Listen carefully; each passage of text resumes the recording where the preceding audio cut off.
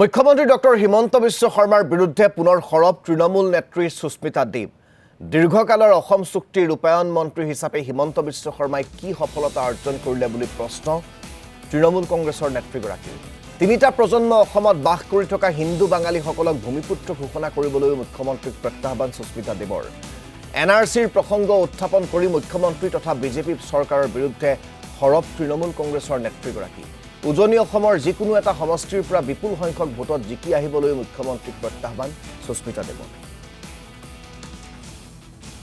আসাম একর্ডের মন্ত্রী সবচেয়ে লম্বা টেনিয়র আসাম একর্ডের মন্ত্রী হলো আসামের মুখ্যমন্ত্রী হেমন্ত বিশ্ব শর্মা।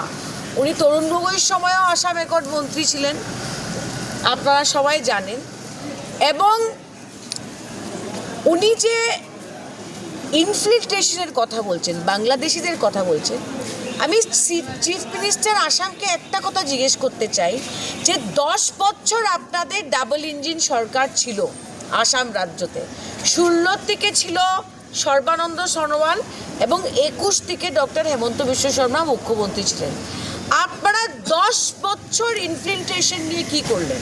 ডক্টর হেমন্ত বিশ্ব শর্মাকে স্পষ্টভাবে বলে দিচ্ছি যে বাংলা ভাষাকে যদি আপনি বাংলাদেশি মনে করেন, তবে আমি আজকে একটা চ্যালেঞ্জ জানালাম যে ঝালুকবাড়ির থেকে বাঙালির ভোটে আপনি 2001 থেকে এতবার এমএলএ হয়েছেন, আপনার যদি সৎ সাহস থাকে জোরহাট বা ডিব্রুগড় বা তিনসুকিয়ার থেকে এইবার নির্বাচন খেলে এমএলএ হয়ে থাকেন, কারণ বাঙালিরা আপনাকে ভোট দিয়ে জালুকবাড়িতে এমএলএ বানিয়েছে, আজকে আপনি ওদেরকে বাংলাদেশি বলছেন।